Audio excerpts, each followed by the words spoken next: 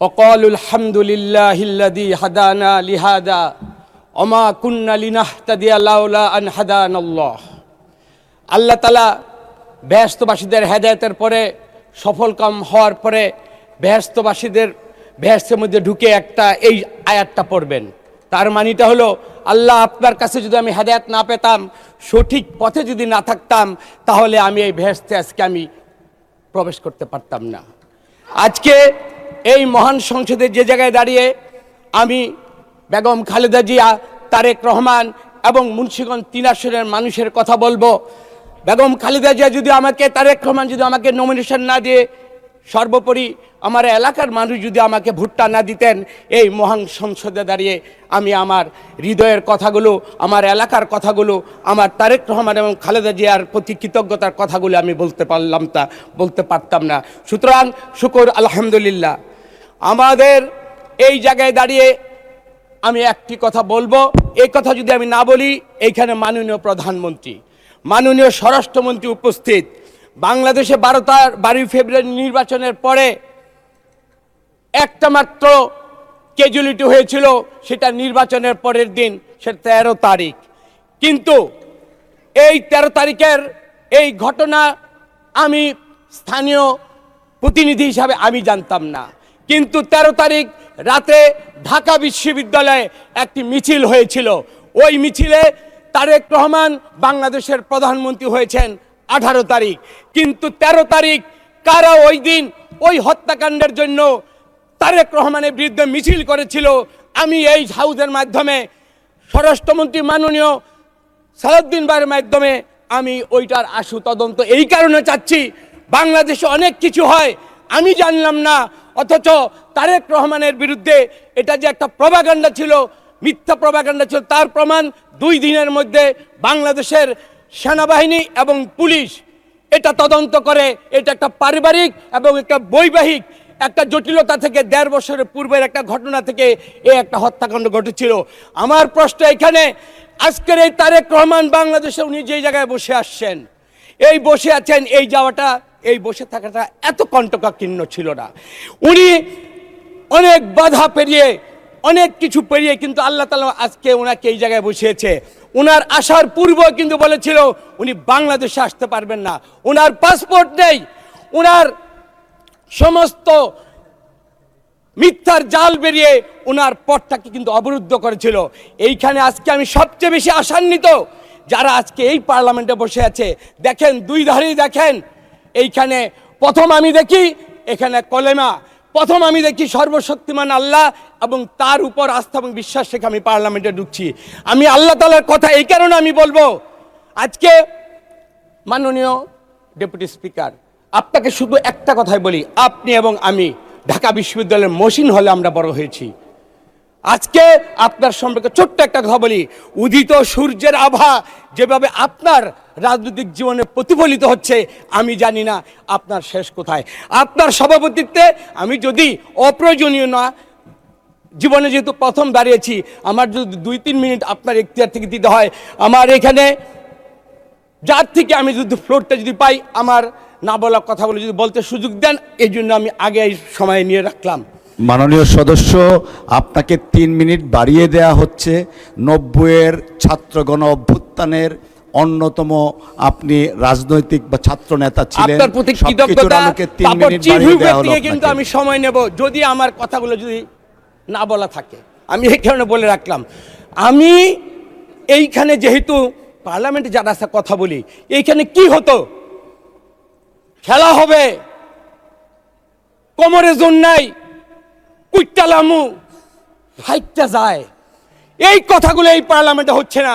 বিরোধী দলের নেতা যখন বলেন আমরা কারো ব্যক্তিগত চরিত্র নিয়ে কথা বলবো না, সত্যি আমরা এটা আশান্বিত হই।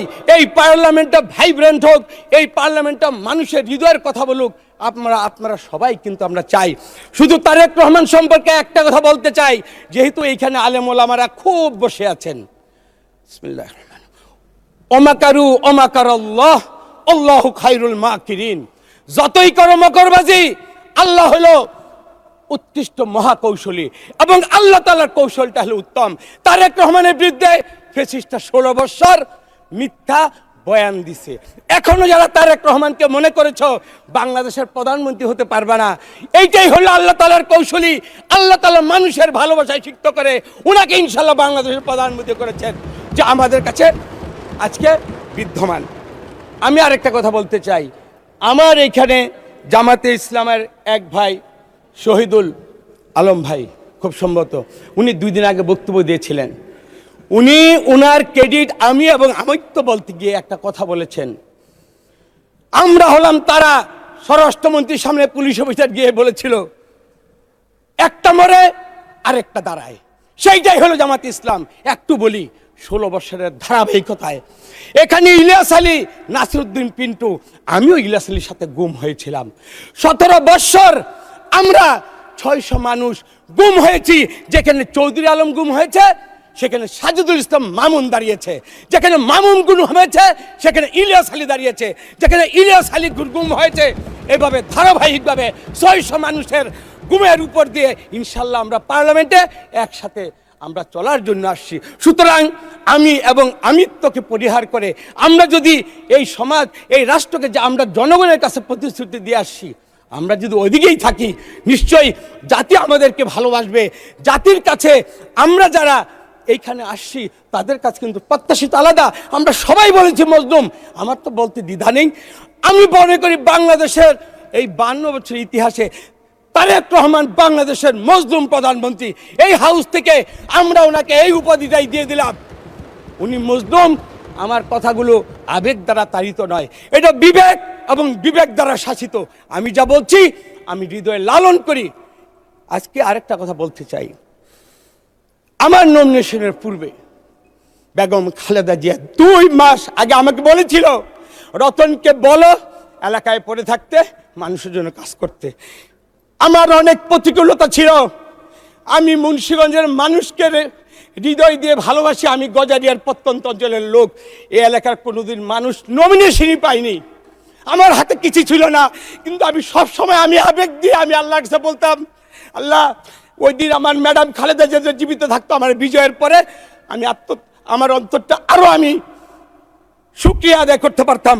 কিন্তু এই ম্যাডামের দোয়া ছিল, দোয়ার কারণে আমি একটা গজারিয়ার মানুষ আমাকে ভোট দিয়েছে আঞ্চলিকভাবে, কিন্তু মুন্সিগঞ্জের মানুষ পাশাপাশি শহর সদর আমাকে ভোট দিয়ে আমার হৃদয়টার মধ্যে যেভাবে স্থান করে নিয়েছে, আমি এই শুকরিয়া আমি কখনই ইনশাআল্লাহ বিশ্বাস করতে পারবো না। আমার ভোটের দিন বর্তমান তারেক রহমান আমাকে রিং করে বলেছে কি অবস্থা, বলেছে 11 দলের কি অবস্থা, ওইখানে জোট ছিল। আমি বলেছি শান্তিপূর্ণ অবস্থান যদি হয় বিজয়ীর বেশে ইনশাআল্লাহ আমি তারেক রহমান প্রধানমন্ত্রীর কাছে আমি তো জানতাম না উনি প্রধানমন্ত্রী হবেন। আমি ওনাকে এই আশ্বস্ততা করেছিলাম যে বাংলাদেশের মানুষের পাশাপাশি মুন্সিগঞ্জের মানুষ, কারণ শহীদ প্রেসিডেন্ট জিয়াউর রহমান এই মুন্সিগঞ্জের 3 আসনকে বলেছিল মুন্সিগঞ্জ আমার দেশ, এটা আমার জেলা। পাশাপাশি আজকে বলতে চাই মরহুমা বেগম খালেদা জিয়া বলেছিল নারায়ণগঞ্জের এক লোক যদি বলতে পারে ওইখানে মেট্রো রেল ওইখানে নারায়ণগঞ্জ পর্যন্ত গিয়েছে, আমি বলতে চাই মাননীয় প্রধানমন্ত্রী আপনার বাবার এই মুন্সিগঞ্জ জেলা, আপনার মা আমাদের হৃদয়ের খরিত আত্মার যে আদর্শের জায়গা, বেগম খালেদা জিয়া বলেছেন মুন্সিগঞ্জ পর্যন্ত মেট্রো রেল যাবে। যদি খেলা হবে ওই ব্যক্তি যদি নারায়ণগঞ্জ পর্যন্ত নিতে পারে, আমি আপনার কর্মী, খালেদা জিয়ার কর্মী, আমাকে ইনশাল্লাহ বাধিত করবেন মেট্রো রেল জন্য ইনশাল্লাহ মুন্সিগঞ্জ পর্যন্ত প্রশস্ত হয়। এইখানে আমার এলাকার দাবি দেওয়া বলতে গিয়ে শুধু এতটুকু বললাম। আজকে দেখেন মাননীয় বিরোধী দলের নেতৃবৃন্দ, আপনাদেরকে আরেকটা কোরআনের আয়াত বলবো, লা ইন শাকারতুম লাযিদান্নাকুম ওয়া লা ইন কাফারতুম ইন্না আযাবি লাশাদীদ। নিয়ামতের শুকরগুজারি করো, আমি আল্লাহ নিয়ামতকে আরো অসংখ্য গুণ বাড়িয়ে দেব, এবং এটাকে যদি অস্বীকার করো সামনে কিন্তু তোমার আযাবি লাশাদীদ, তোমার আযাব অপেক্ষা করছে। আমি মনে করি ফ্যাসিস্টকে সরিয়ে আপনারা বাংলাদেশে যে গণতন্ত্র কায়েম করেছি, শুকরিয়া আদায় করি আমরা এই পার্লামেন্টকে আমরা স্থান করতে পেরেছি। আমাদের মানুষের ভালোবাসার যে জিনিসগুলো আমাদের করা উচিত ইনশাল্লাহ সবাই মিলে এটা করি। তারেক রহমানের জীবদ্দশা আপনি 3টি জানাজা দেখেছেন, একটাতে ভাইয়ের জন্য জানাজা অংশগ্রহণ করতে পারিনি, কিন্তু এই মানুষের ভালোবাসা সিক্ত হয়ে যে যত লক্ষ কোটি জানাজায় হয়, নিশ্চয়ই ভালোবাসার ক্ষেত্রে, বাংলাদেশের কমিটমেন্টের ক্ষেত্রে, গণতন্ত্রের ক্ষেত্রে নিশ্চয়ই বাংলাদেশের মানুষের ভালোবাসার বাইরে উনি কখনোই যেতে পারেন না। আরেকটা কথা বলতে চাই, এখানে গুম খুনের কথা। আমাদের আরেকজন ব্যক্তি গুমগড় থেকে ফিরেছে, বিরোধী দলের নেতা, উনি বললেন ওনার নির্যাতনের কথা বলেছেন। এই নির্যাতনের যে কথা বললেন আমি পাশেই দেখেছি, আমারই রেসালের ওয়াইফ এই তাসনিয়া লুনা উপস্থিত ছিলেন। আপনি যখন নির্মম লোমহর্ষক ঘটনা বললেন, তার স্বামীর জন্য তার কি বেদনা হয়নি? আপনার বর্ণনার মধ্যে দিয়ে তার স্বামীর বেদনাকে উনি খুঁজে পেয়েছেন। আমরা সব কিছুকে ধারণ করি, জুলাইকে ধারণ করি। ধন্যবাদ মাননীয় সদস্য, ধন্যবাদ।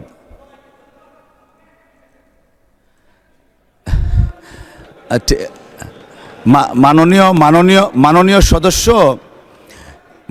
সদস্য 90-এর ছাত্র গণ অভ্যুত্থান, মাননীয় সদস্য একটু শুনেন আমি বলি, মাননীয় সদস্য একটু শুনুন আমি বলি। 90-এর ছাত্র গণ অভ্যুত্থান এবং 24-এর জুলাই অগাস্ট ছাত্র গণ অভ্যুত্থান দুটোরই আপনি রাজপথের কর্মী। আপনার প্রতি সম্মান দেখিয়ে এই সংসদ আরও 2 মিনিট বরাদ্দ করলো। আমি এই কারণে বললাম, এখানে মাননীয় স্বাস্থ্যমন্ত্রী আছেন, ওনার সাথে আমি আবার 91-এ হেরা গুহায় উঠেছিলাম। কদমে কদমে আমরা দুজন পা রেখেছিলাম। উনি আল্লাহর রহমতে ওনার দোয়াটা হয়তো কবুল হয়েছে, কদমে কদমে ইনশাল্লাহ উনি ফুল মিনিস্টার হয়ে গেছে, আলহামদুলিল্লাহ, আমার কোনো খেদ নেই। কিন্তু মুন্সিগঞ্জ শহরের যে প্রস্তাবিত এবং জমি অধিগ্রহণকৃত যে হসপিটাল, এটা যদি উনি অচিরেই যদি এইখানে পা না ফেলায়, আমি কিন্তু ওই আল্লাহর কাছে বিচার দেব।